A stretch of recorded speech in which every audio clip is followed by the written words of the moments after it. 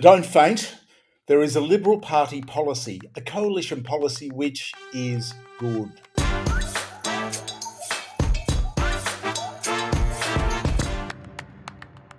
We've got a good Liberal Party policy for you today. Yes, we don't do it much. We don't shout their praises much, not much to shout about.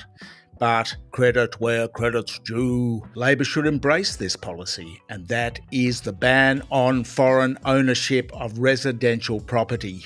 There is no reason why Labor would not, except that they wanted to see the value of their own investment properties keep rising and appease their financial donors for the party, perhaps.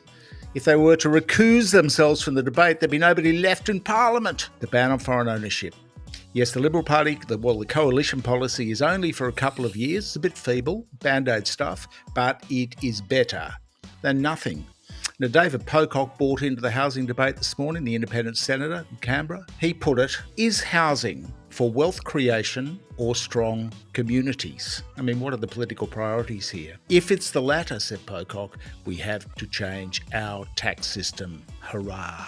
Pocock's advocating a few measures to fix the injustice, which is housing in Australia, built up over 2 decades and a bit. In fact, the measures are staring us all in the face. They are obvious. The fix is obvious, but for political will. The essential problem with housing in Australia is financialisation. They've turned it into an investment rather than a roof over the head. It's 25 years of policy failure, turning houses into investments rather than recognising the duty of government to help their citizens have a home. In the end, I mean, it's good if you've got a house, and we're sorry to have to do this to all you people who've got houses and want to keep them going up at 10% a year, more than the stock market returns, but the reality is, in the long run, it's not much good for the country. Now, on the supply side, we'll do demand and supply for a second. Governments don't build as much social housing as they used to. Point blank. You just look at the charts on that. There's zoning issues and the provision of infrastructure. They're all key, and Liberal and Labor are basically on the same page on building a bit more infrastructure to create the playing field for new housing developments. But they all ignore the demand side, where the fixes are obvious. The demand side, has turned housing into a wealth creator rather than a roof over the head. Investors, many of them foreign investors, have been rewarded over Australians wanting to buy their first home. Now, it's easy to see in the charts what has happened here. If you look at the way that house prices have diverged, spiraled upwards since around 2000. Supply and demand. It's easy to see why demand is too strong, why they have stuffed it up, because the foreigners are in the market too, and the institutions now bidding against first home buyers. Yes, immigration, excessive immigration needs to be tackled, there is no doubt. But CGT relief was the culprit here under John Howard around the turn of the century, 1999, and you can see the impact. CGT relief turbocharged the negative gearing rort, which is just something for investors, and gave the whole game to investors. Then the flood of foreign money, of course, unchecked, turbocharged that. A lot of it from China, but we won't single out the Chinese here. They just happen to be the biggest investor in, well, one of the biggest, but that's where a lot of the secret money is coming from, parked in Australian property. There's no credible argument. There's just neoliberal theory, but there's no credible argument against stopping foreign ownership. Why not? I mean, who are we governing for here? Foreign investors or local Australians who live here? Let's flip it. Let's flip this. If you want to pop over to China and buy a house, how would you go? Well, in fact, you can buy a house. An Australian can buy a house in China. Foreigners can buy property, but nobody owns the land. The government owns the land in China. They only lease the land, that is the property buyers, from government, their one home, for 70 years, and own the building that is erected on that land. But if the government requires the land for some other purpose, building a railway line, for instance, too bad. You bid farewell to your house in China. Now, how about Indonesia? How about Indo?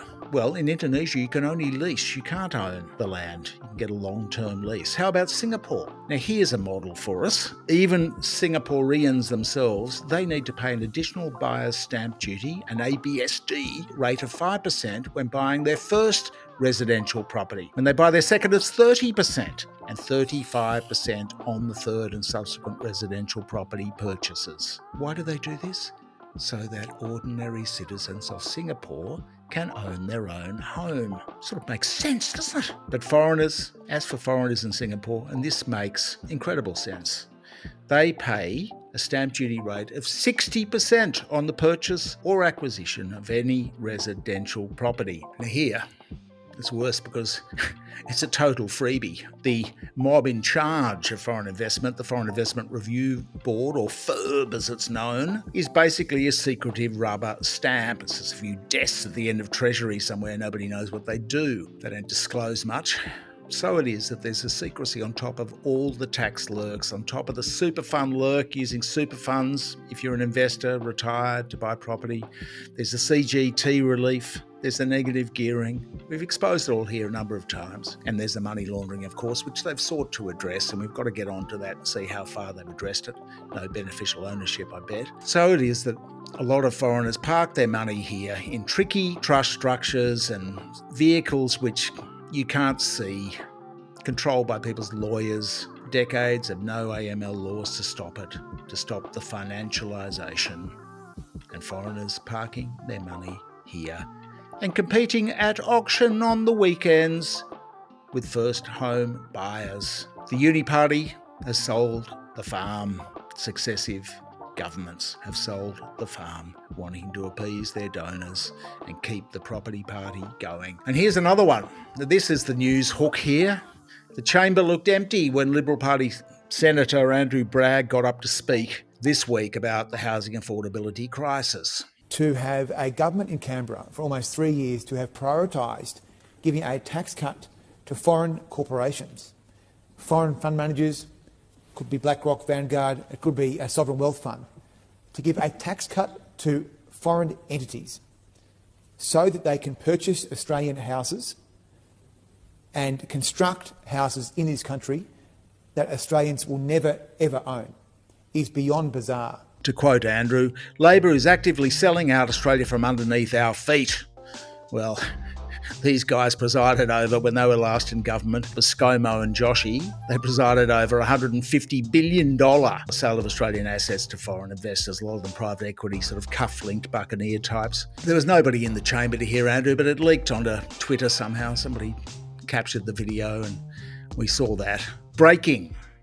They said, Labor are proposing tax cuts on foreign ownership of houses to the likes of BlackRock, Vanguard and other institutional investors. As if BlackRock and Vanguard don't own enough of everything else anyway, most of the share market. Now, how did this come about, this latest thing of which Bragg is referring? Well, it came about because, remember the big legislative rush in November with the Uni Party trying to shove stuff through to get some business done for the year on a couple of days, in 1 week.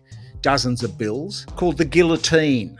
No debate, they just shoved all this stuff through and suddenly people are starting to read it now. Oh, we changed some laws. What do they say, these new laws?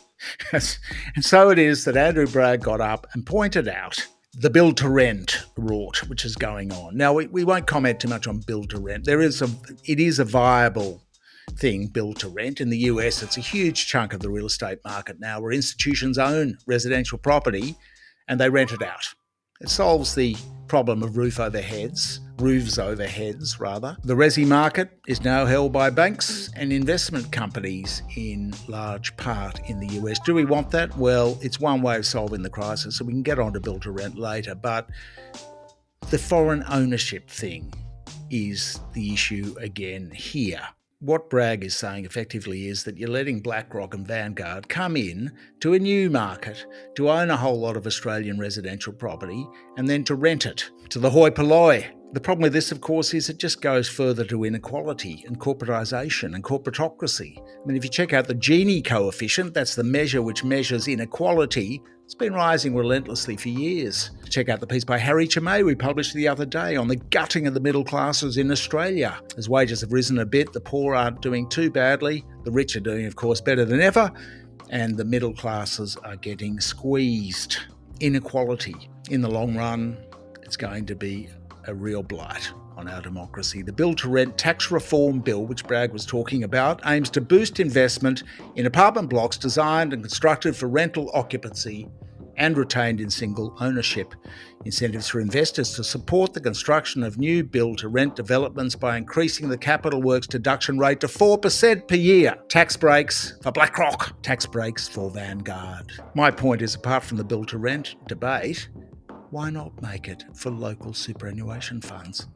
Why do we need to give tax breaks to foreign investors? And who knew anyway, till somebody read the new law, which passed with another 20 or 30 bills in November. Meanwhile, there's a boom mic caught Peter Dutton talking about golden ticket visas. I think we'll bring it back in, whether we do it before the election or look at a different design for it. Well, we'll have to consider all of that. Golden ticket visas are the lurk which they used to have, where if you got $5 million, you can come in. Don't worry about skills or anything. You can be a criminal if you want. Maybe not, but just money. So you buy your way into Australia. Oh, that's fantastic.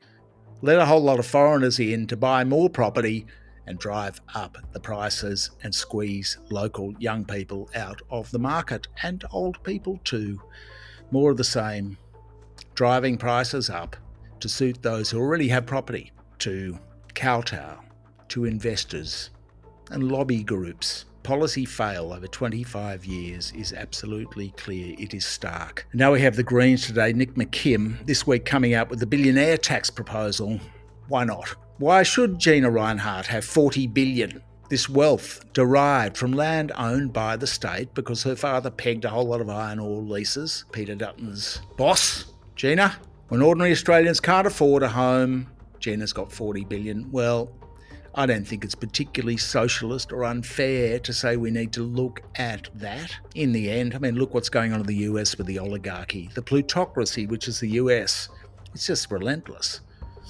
Elon Musk, all the tech oligarchs now running the show with Trump. Tax breaks, tariffs to crush the world economy and drive up prices for ordinary Americans in order to pass on tax breaks to his corporate mates. I mean, it is bizarre and ridiculous.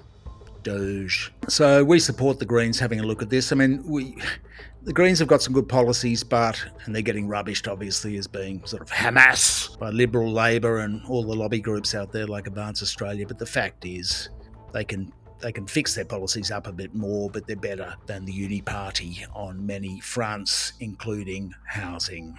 The answers are clear. We just we've got you to another sector where foreign financialisation has happened, and that is the music industry. Check out Josh Barnett's piece on the decline of the Australian music industry and local content because of foreign multinational companies, Apple Music, that kind of thing, Spotify. Meanwhile, in Canberra, there's all the hate crimes distraction. We've got some stuff on that on the website here. Yes, it's got to be addressed, but should be equally, not just one group of people, but racist behaviour generally. So free speech is going down the gurgler there, incrementally. But all this stuff's a bit of a distraction, really, when it gets down to what counts for people, and that is cost of living, good government, affordable housing, and these kind of things. All that stuff on the website if you want to see our CGT relief coverage, negative gearing. Harry Chamay, the answers are clear. What is missing is the political will.